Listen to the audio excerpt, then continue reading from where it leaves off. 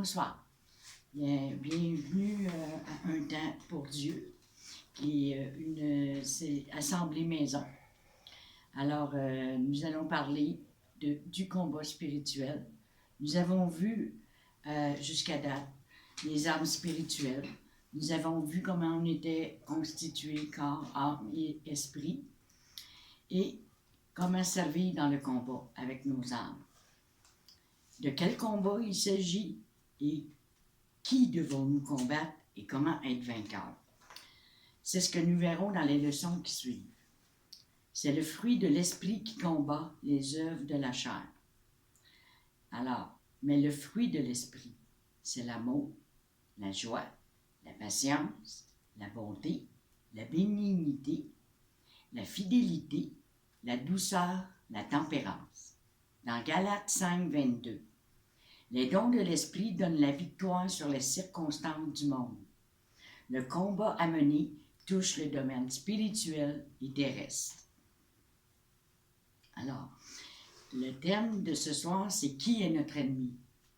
Mais avant de commencer à savoir qui est notre ennemi, j'aimerais vous dire qu'on en a un grand ennemi dans notre vie, et c'est nous-mêmes. Et c'est ça, il faut le reconnaître, qu'on est responsable de nos actes, de nos décisions.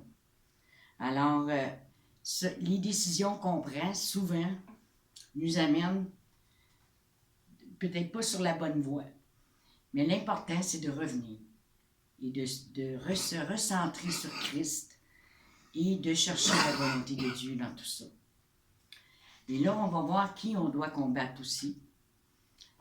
Le combat est entre Dieu et Satan. Il ne faut pas l'oublier, ça. C'est un combat que Dieu mène et nous aussi, nous menons souvent ce combat-là dans notre vie par la prière. Il y a une hiérarchie dans les ténèbres. Il y a 3 niveaux de rang. Le premier niveau, c'est les dominateurs, les chefs ou rois. Ceux qui sont les plus élevés ou les plus intelligents, ils dominent sur toute juridiction sur des pays. Le deuxième rang, le pouvoir, autorité, puissance, autorité sur les principautés, juridiction sur certains territoires. Et le troisième rang, on a les principautés, ceux qui ont un contact avec les humains et qui font le travail, ceux qui tourmentent toutes sortes de mauvais esprits. C'est pour cela que l'Église se structure, car l'ennemi est structuré. Fait que si lui, il l'est, nous aussi, il faut l'être. Il y a donc Satan qui gouverne sur les dominateurs, les puissances et les esprits. Dans la Bible, il y a 3 ciels. Le premier ciel, c'est là où Satan a pris le contrôle. C'est l'atmosphère de ce monde. Le deuxième ciel, le cieux des cieux, là où est le firmament, le soleil et l'univers. Et le troisième ciel, là où Dieu habite un lieu saint. Et notre combat, c'est entre la lumière et les ténèbres. Nous allons voir comment Daniel, dans Daniel 10, chapitre 10, verset 12, 13, parce qu'il priait, puis il n'y avait pas la réponse. Alors, ça l'a pris 21 jours pour avoir sa réponse. Dans Daniel 10, 12 à 13. Il me dit, Daniel, ne crains rien, car dès le premier jour où tu as eu à cœur de comprendre et de t'humilier devant ton Dieu, tes paroles ont été entendues. Et c'est à cause de tes paroles que je viens. Donc, il s'est repenti, il s'est humilié devant Dieu, il a prié Dieu et Dieu l'avait entendu. Le chef du royaume de Perse m'a résisté 21 jours. Mais voici Michaël, l'un des principaux chefs, est venu à mon secours, et je suis demeuré là auprès des rois de Perse.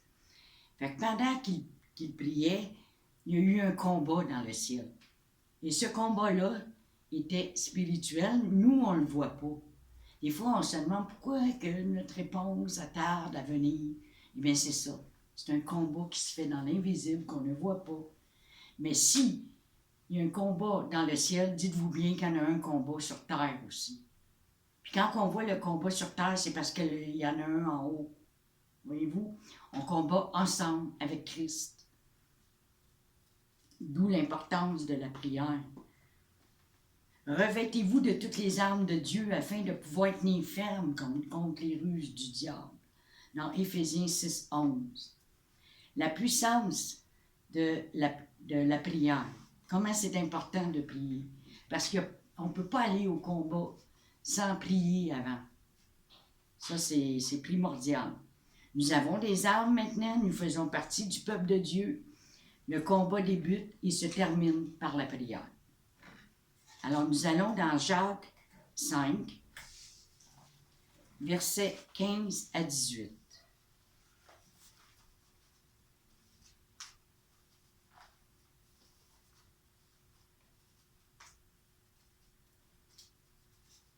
Jacques 5, versets 15 à 18.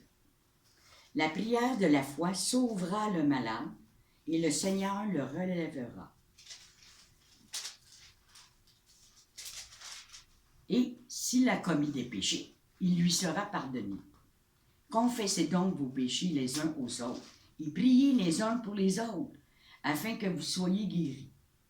La prière fervente du juste a une grande efficacité. Élie était un homme de la même nature que nous. Il pria avec insistance pour qu'il ne plût point.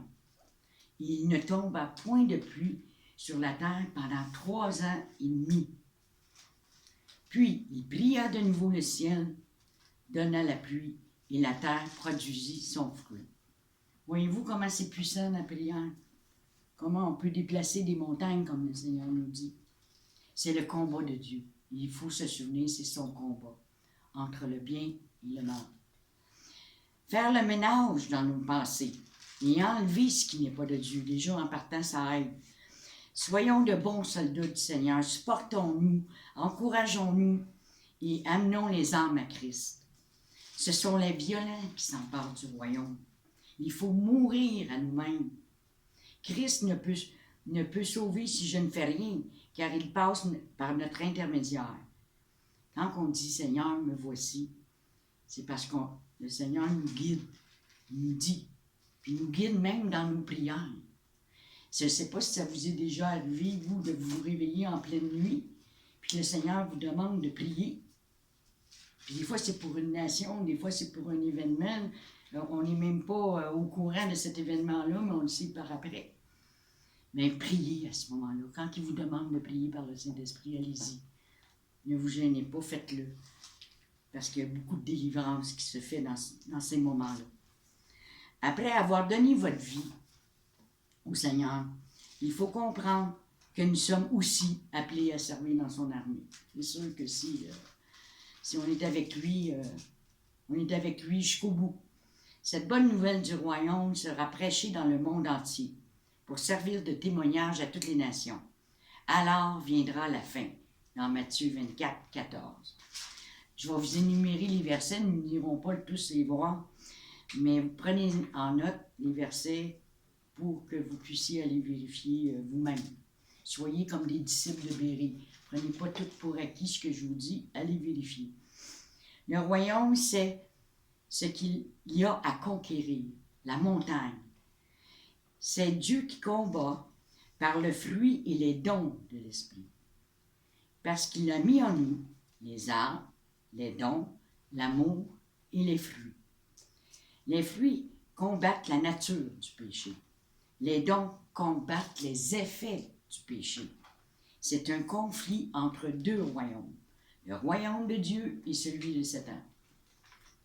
Et si on regarde dans Actes 26, 18, c'est dit, afin que tu leur ouvres leurs yeux, pour qu'ils passent des ténèbres à la lumière et de la puissance de Satan à Dieu, pour qu'ils reçoivent par la foi en moi le pardon des péchés et l'héritage avec les sanctifiés. Nous sommes le peuple de Dieu. Vous, au contraire, vous êtes une race élue, un sacerdoce royal, une nation sainte, un peuple acquis, afin que vous annonciez les vertus de celui qui vous a appelé des ténèbres à son admirable lumière, vous qui autrefois n'étiez pas un peuple et qui maintenant êtes le peuple de Dieu, vous n'aviez pas obtenu miséricorde et qui maintenant avez obtenu miséricorde. Alors, voyez-vous, quand on est enfant de Dieu, on n'est pas n'importe qui, on est son enfant. Donc, on hérite, on est co-héritier avec lui. Et on est comme partenaire aussi en même temps. Dans 1 Pierre 2, 9, 10. Nous possédons les armes et à nous de les mettre dehors, l'ennemi. Il faut prendre l'autorité que Dieu nous a donnée. Il nous donne des armes, c'est parce qu'il faut les utiliser. Sinon, si on ne les utilise pas. Maintenant, maintenant a lieu le jugement de ce monde. Maintenant, le prince de ce monde sera jeté dehors dans Jean 12, 31. Mais quand on chasse les démons, c'est ça, on les met dehors. Celui qui pêche est du diable, car le diable pêche dès le commencement. Le Fils de Dieu a paru afin de détruire les œuvres du diable. Quand il est venu sur terre dans son ministère, il a vaincu. Dans 1 Jean 3, 8, il l'a vaincu à la croix. Il a été défait. Et c'est ça que nous, on doit saisir. Il est déjà défait. On sait déjà comment ça va se terminer. Alors, si l'ennemi vient vous ressasser votre passé, puis vous dit que non, vous ne pouvez pas faire ça, puis non, Dieu ne se servira pas de toi à cause de... Ne le croyez pas. Parce que quand vous acceptez Christ, vous êtes une nouvelle créature. Et tout votre passé, le Seigneur l'a pardonné.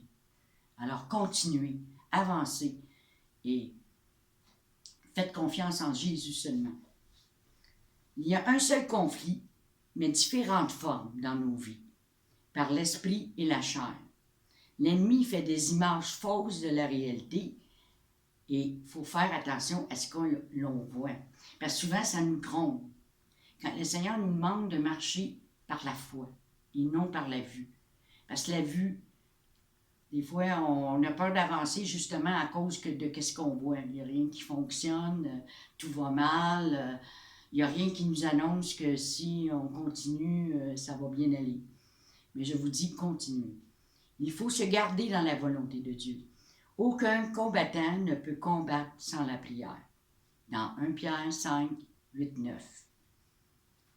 Le corps. L'ennemi attaque le corps physique de toutes sortes de manières. Comment fonctionne le corps, l'âme et l'esprit? La chair, c'est le siècle présent. C'est ça que ça veut dire. Ne délivre pas. La loi est pour les injustes. La loi n'est pas pour nous. Nous sommes graciés. Nous sommes sous la grâce. L'esprit, par Jésus, c'est un renouvellement. Nous avons la grâce. Nous sommes renaître de nouveau, renaître de l'esprit. Et si quelqu'un pêche, il y a un avocat qui combat pour nous. Il intercède pour nous. Puis c'est un bon avocat en passant, là, il gagne toutes ses causes. Dieu reconnaît l'esprit en premier. Nous, on regarde la chair. Lui, il nous regarde l'esprit en premier, mais nous, quand on regarde nos amis, nos frères, nos sœurs, on regarde la chair en premier. Si l'esprit règne, le combat de la chair est vaincu. Donc, il est important de marcher par l'esprit. L'âme. Ce qui est né de la chair est né de la chair. Ce qui est né de l'esprit est esprit. Dans Jean 3, 6. Ce verset nous dit que nous sommes nés de l'esprit et que nous avons le même corps et la même âme. Mais maintenant, ils appartiennent à Dieu.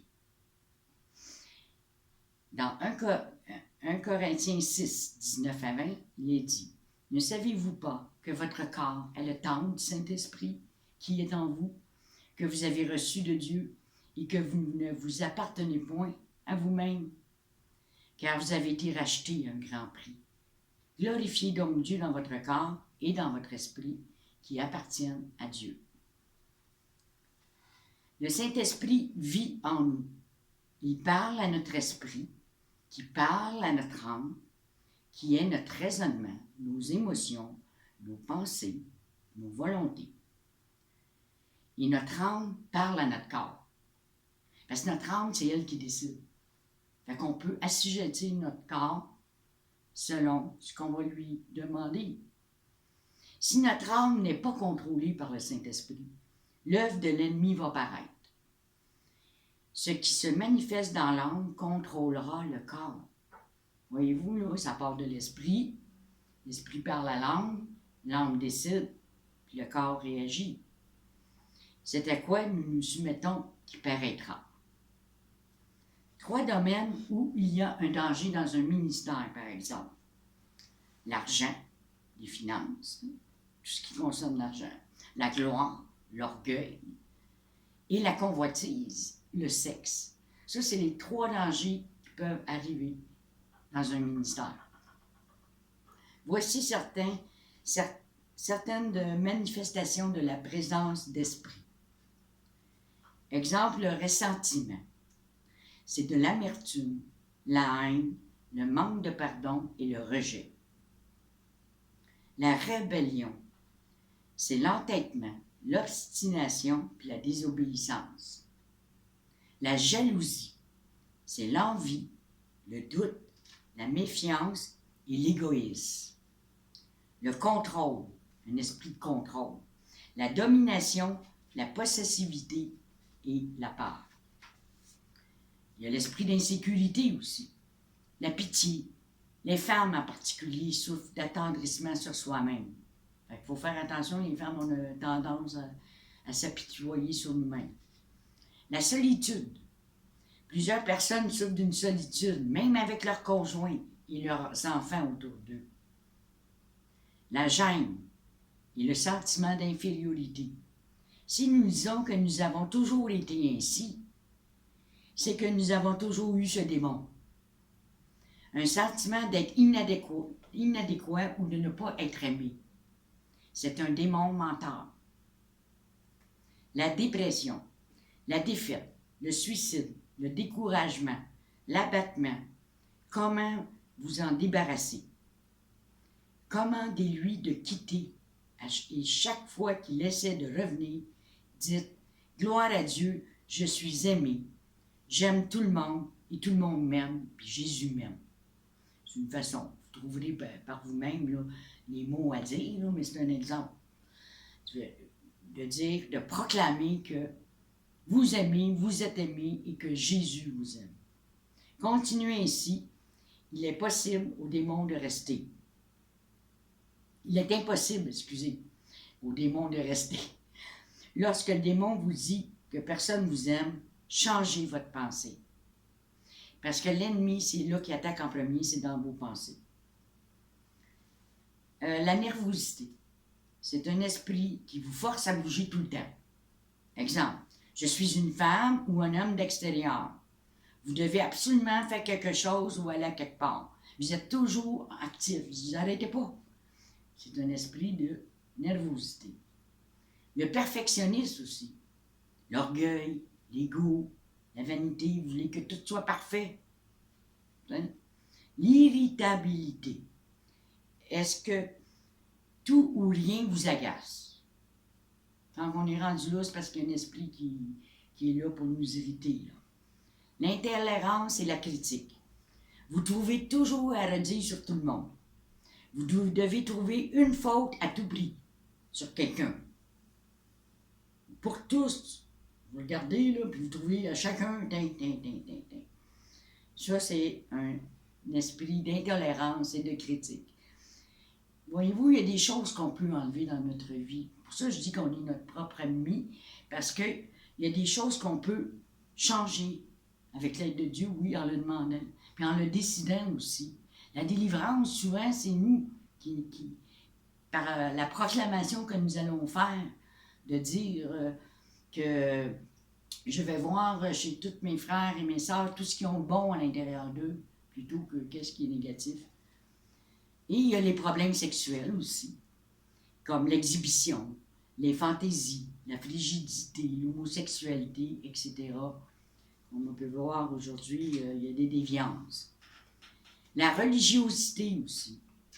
La résistance, refuser le baptême du Saint-Esprit, il y en a qui refusent. Ou de parler en langue constitue de la résistance.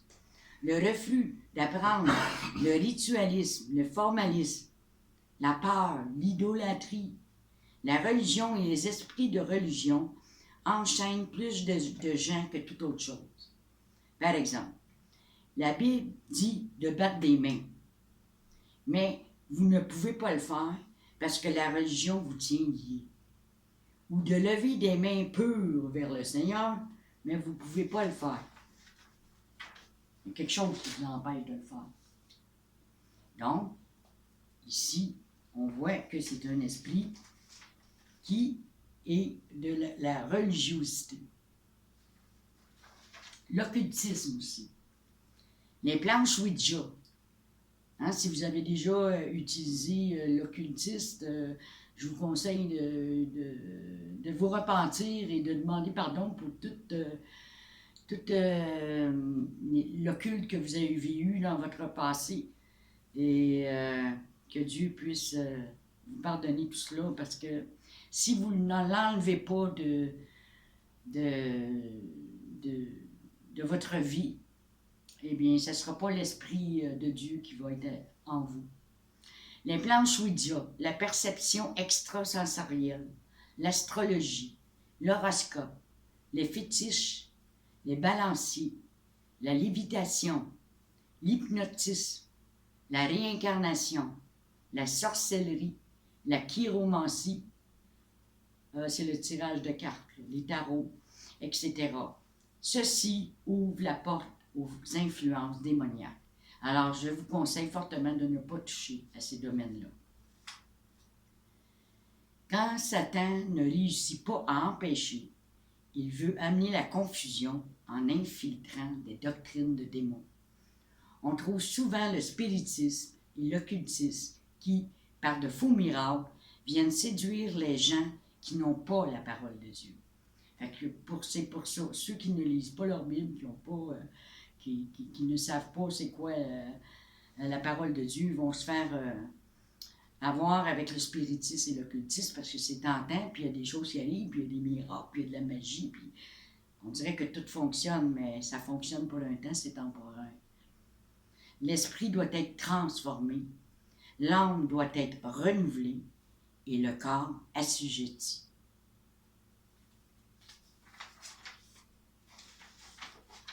Comment le reconnaître, l'ennemi?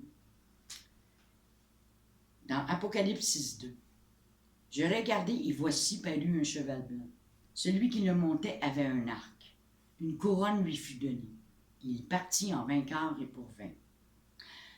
Car si Dieu n'a pas épargné les anges qui ont péché, mais il les a précipités dans les abîmes de ténèbres, il les réserve pour le jugement. » Dans 2 Pierre 2.4. Voici les autres noms et titres qui ont été donnés à Satan. L'accusateur des enfants de Dieu. Je vais vous donner les versets que vous pouvez prendre en note. Apocalypse 12.10. Adversaire de Dieu et des hommes, dans 1 Pierre 5.8. Abaddon ou Apollyon, dans Apocalypse 9.11. Belzébuth, dans Matthieu 12.24. Bélial, dans 2 Corinthiens 6.15. Le grand dragon rouge, dans Apocalypse 12.3. Père du mensonge, dans Jean 8.41. Menteur, dans Genèse 3.4 et dans Jean 8.44. Lucifer, dans Ésaïe 14.12. Dieu de ce monde, 2 Corinthiens 4.4. Vieux serpent, Apocalypse 12.9. Prince de ce monde, dans Jean 14.30. Prince des démons, dans Matthieu 12.24. Prince des démons de l'air, dans Éphésiens 2.2. prince des ténèbres de ce monde. Éphésiens 6,12. Pécheur depuis le commencement, 1 Jean 3,8. Satan, dans Luc 10,18. Meurtrier depuis le commencement, dans Jean 8,44. Et plusieurs personnes me posaient la question, est-ce que Satan connaît nos pensées? Et la réponse est non. La façon dont il s'inspire, Satan, c'est qu'il nous met des pensées dans notre esprit. Et d'après notre réaction, là, il voit si ce qu'il nous a dit, ça fonctionne pour lui. Il nous regarde comme à travers une fenêtre, puis là, il voit si on se fâche, d'après notre réaction, il voit si ce qu'il a dit a fonctionné, si on y a cru à ce que lui nous a dit. L'important, c'est de toujours filtrer nos pensées. Et comment les filtrer, nos pensées, c'est en lisant la parole. En demandant au Seigneur aussi de nous éclairer, parce qu'il nous guide. Et puis, on a un petit signal avec le Saint-Esprit qui nous dit « Oh, ça ne vient pas de Dieu. » Parce que qui connaît mieux Dieu si ce n'est son esprit? Hein? L'Esprit de Dieu connaît Dieu. Lui, son rôle au Saint-Esprit, c'est de nous enseigner, de nous enseigner qui est Christ et sa volonté aussi. Puis il est là pour nous guider, pour nous diriger dans notre vie. Si on n'a pas le Saint-Esprit, nous allons avoir de la difficulté à marcher dans notre vie chrétienne. On ne peut pas avancer dans la vie chrétienne sans le Saint-Esprit. Aucune tentation ne vous est survenue qui n'ait été humaine. Et Dieu qui est fidèle ne permettra pas que vous soyez tentés au-delà de vos forces. Mais avec la tentation, il préparera aussi le moyen d'en sortir, afin que vous puissiez la supporter. Dans 1 Corinthiens 10,13. Les pouvoirs de Satan sont limités. Il n'est pas omniscient, ce qui veut dire qu'il n'a pas toute la connaissance. Il n'est pas omnipotent. Il n'est pas tout-puissant. Il est limité. Il n'est pas omniprésent. Il est limité dans le sens qu'il ne peut pas être partout, comme Dieu. Si Satan aurait su où Jésus devait naître, il l'aurait détruit dès sa naissance. Comme exemple, il aurait su la pensée de Jésus sur la croix. Il aurait vu une grosse erreur. Il faut qu'il utilise toutes sortes de moyens pour s'informer. S'il était tout-puissant, il aurait empêché la mer Rouge de se séparer. Il aurait empêché Élie d'arrêter la pluie pendant 3 ans et demi. Les miracles de Jésus où les gens d'être sauvés, il a empêché ça. Il n'est pas capable d'empêcher les gens d'être sauvés. Les enfants de Dieu sont plus puissants. Alors là, c'est là qu'il faut se tenir debout avec nos âmes. Vous, petits-enfants, vous êtes de Dieu et vous les avez vaincus. Parce que celui qui est en vous est plus grand que celui qui est dans ce monde. Dans 1 Jean 4,4. On les a déjà vaincus. C'est ça qu'il faut comprendre, à saisir. Oui, on combat, mais on l'a déjà vaincu, donc c'est plus rapide. C'est plus rapide parce qu'on sait qu'on est vainqueur avec Christ. Et dans toutes ces choses. Et voilà, nous sommes plus que vainqueurs par celui qui nous a aimés. Dans Romains 8,37. Le Saint-Esprit a l'habilité d'être omniprésent, omnipotent et omniscient. Satan doit se servir de ses esprits rebelles pour œuvrer dans le monde. Dieu nous a donné puissance sur la puissance de l'ennemi. Donc, nous l'avons, cette puissance-là, cette autorité-là que Dieu nous donne. Utilisons-les, les âmes. Les méthodes que Satan utilise pour repérer, c'est qu'il file notre personnalité, notre pensée, pour interférer dans notre relation avec le Seigneur, pour vous empêcher de lire la parole, pour vous empêcher d'être en relation avec lui, Jésus. Soumettez-vous donc à Dieu, résistez au diable et il fuira loin de vous dans Jacques 4,7. car vous avez besoin de persévérance, afin qu'après avoir accompli la volonté de Dieu, vous obteniez ce qui vous est promis. Dans Hébreux 10, 36. Là, nous allons voir les démons qui ont une personnalité. Leur personnalité paraît par l'œuvre qu'ils font. Des fois, on peut les reconnaître par les réactions qu'on peut voir. Certains sont têtus et d'autres craintifs et quittent avant même que l'enfant de Dieu le lui ait commandé. Il y en a, c'est vite fait. Jésus appelait les démons par leur nom. Vous pouvez aussi le faire selon l'œuvre qu'ils font. Les démons sont des esprits qui cherchent un corps pour exprimer leur nature méchante. Parce qu'eux autres, ils se promènent, les esprits. C'est un esprit, fait qu'ils n'ont pas de corps. Fait que s'ils ont la possibilité de rentrer dans un corps, ils font. Hein? Fait que c'est pour ça qu'il ne faut pas donner accès au diable. Voici quelques démons mentionnés dans la Bible. Esprit d'infirmité, dans Luc 13, 11. Esprit sourd et muet, de bégaiement aussi, dans Marc 7, 32. Démon aveugle et muet, dans Matthieu 12, 12. Démon séducteur, dans 1 Timothée 4, 1. Esprit de divination, comme quelqu'un qui dit la bonne aventure, dans Actes 16, 16. Esprit mauvais, dans Luc 8, 32. Esprit impur, dans Luc 8, 26 à 36. Démon cruellement vexant, dans Matthieu 8, 24 à 30. Démon lunatique, dans Matthieu 17, 15.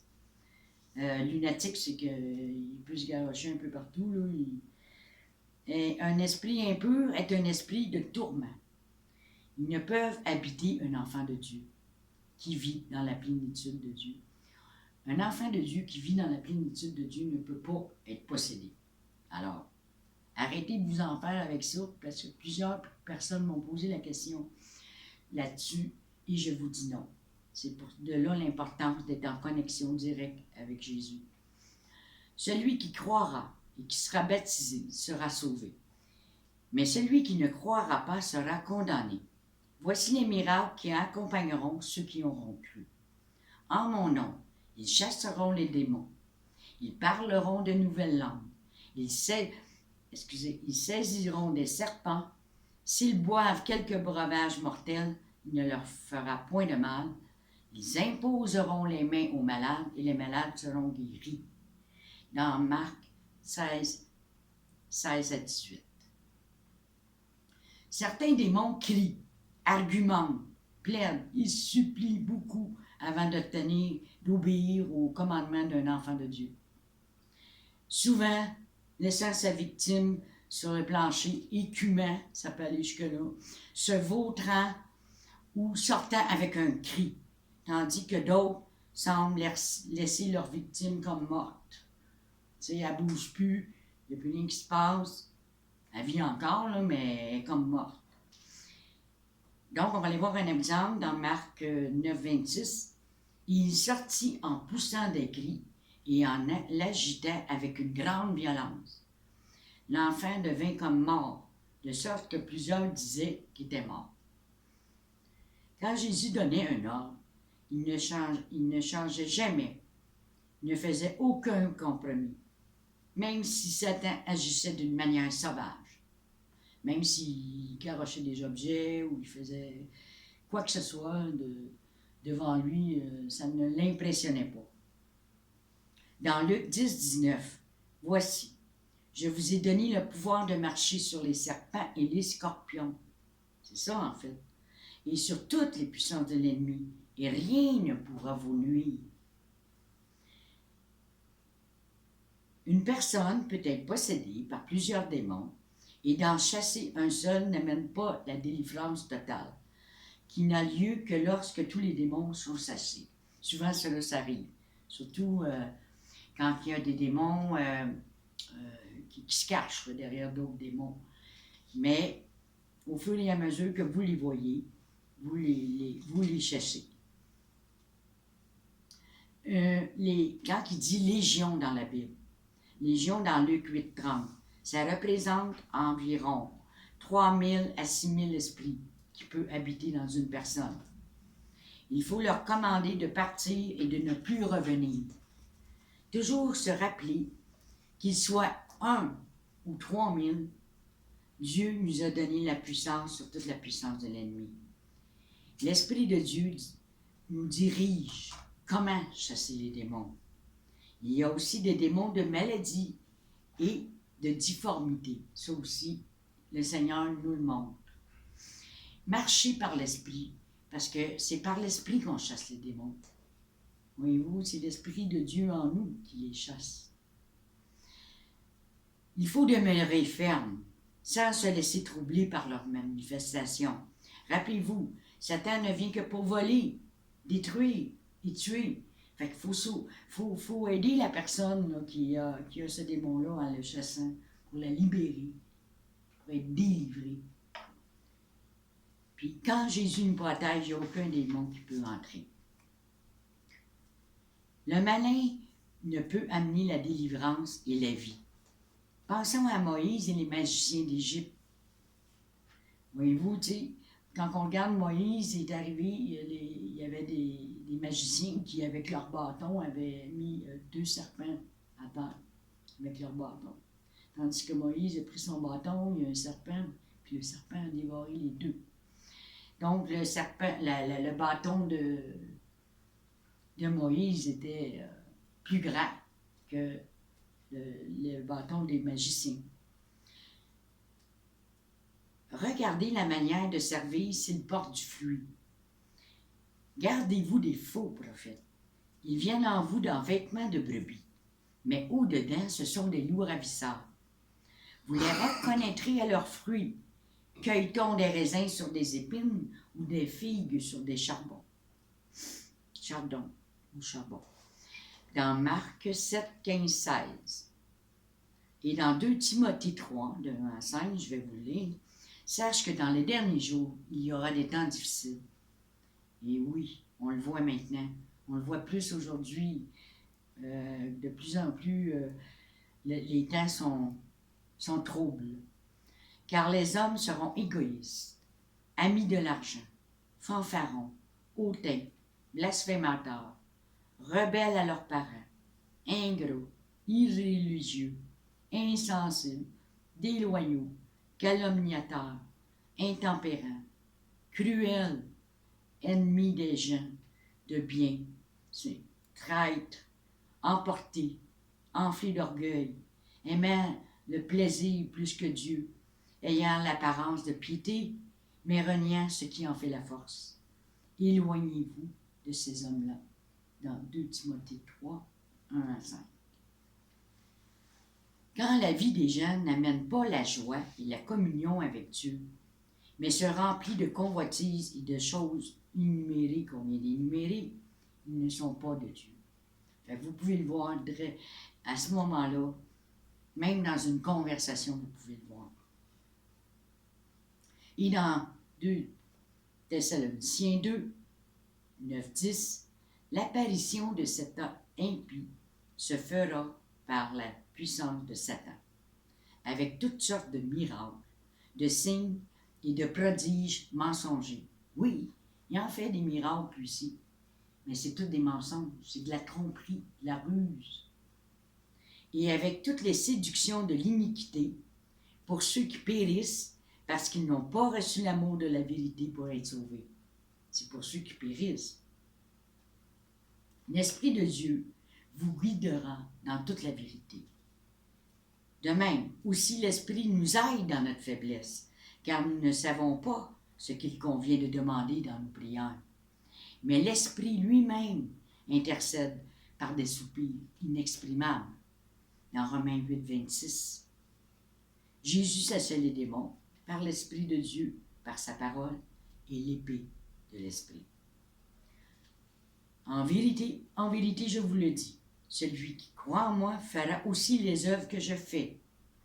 Il en fera de plus grandes, parce que je m'en vais au Père, et tout ce que vous demanderez en mon nom, je le ferai, afin que le Père soit glorifié dans le Fils. Dans Jean 14, 12, 13. Alors, il nous dit même qu'on va en faire des plus grandes. Alors, c'est difficile pour nous de voir, de faire des miracles aussi grands que lui le fait, mais si on regarde Pierre, par exemple, juste son ombre, hein, il passait à un endroit, juste son ombre guérissait les malades. Oui, nous allons, dans la puissance de l'Esprit de Dieu, nous allons faire de grandes choses par l'œuvre de Dieu, naturellement. N'ayez aucune crainte. Vous êtes la bouche de Jésus et les démons vous seront assujettis en son nom. Lorsque ceux qui n'ont jamais entendu sont délivrés, ils n'entendent que des sons. Admettons qu'une personne est malentendante ou sourde, quand elle va revenir, elle va entendre, mais elle va entendre juste des sons au début. Elle ne comprendra pas le langage tout de suite. Mais ceux qui ne parlent pas doivent réapprendre les mots et comment utiliser leur corde vocale. Il faut parfois leur faire répéter des sons comme quelqu'un qui n'a jamais parlé. Fait que la même chose parce qu'il ne s'est jamais entendu aussi. Fait que, tu sais, il faut y aller par son au début.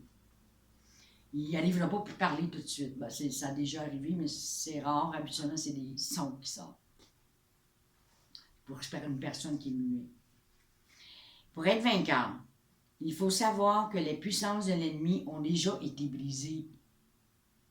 Grâce soit rendue à Dieu qui nous fait toujours triompher en Christ et qui répand par nous et en tout lieu l'odeur de sa connaissance. Dans 2 Corinthiens 2,14, si Jésus est en nous, c'est que c'est lui qui fait les miracles. Hein, on se promène, puis c'est lui qui nous guide, qui nous dirige vers une personne, puis le Seigneur, il sait qu'est-ce qu'elle a, la personne, puis il nous guide là-dessus. Ce mot « toujours » devrait démontrer notre marche de victoire en Jésus.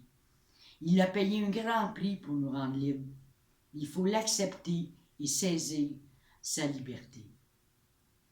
Dieu avait donné à Adam et Ève la domination sur la terre.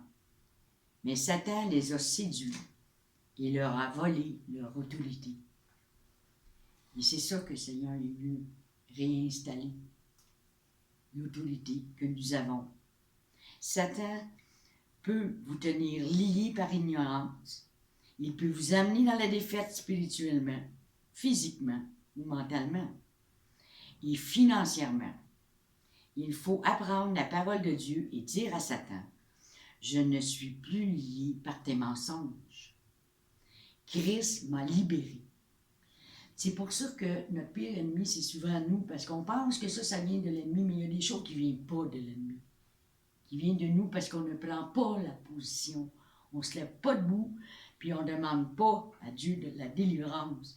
La délivrance, elle peut venir de notre décision aussi. À partir de maintenant, je suis libéré.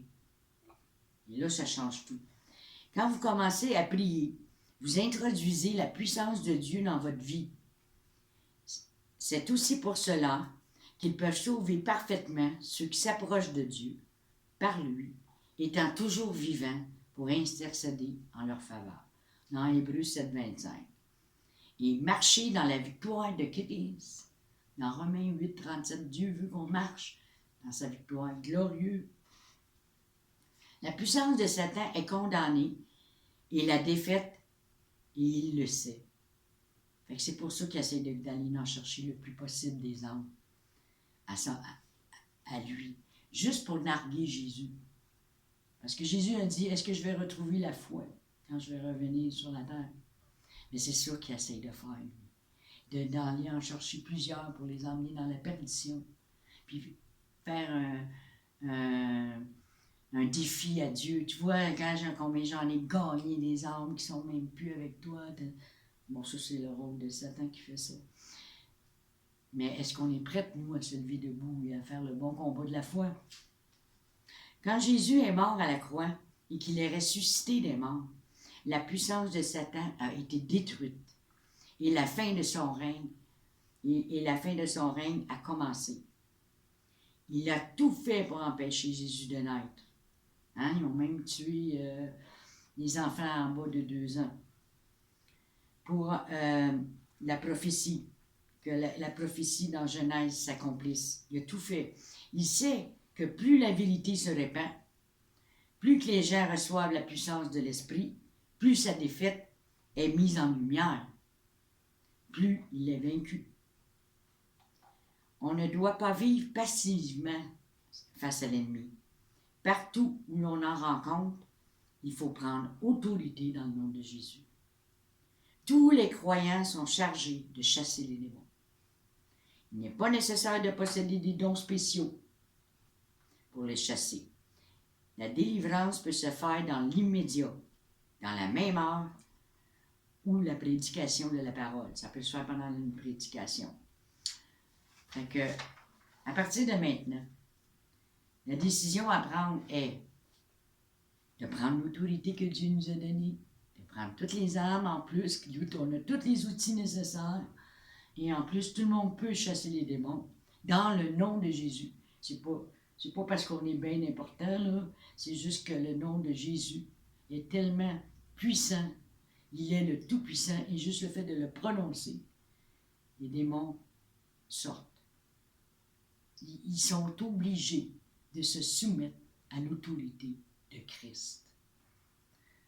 Alors, bonne chance et soyez remplis du Saint-Esprit et laissez-vous guider par l'Esprit de Dieu. Soyez tous bénis.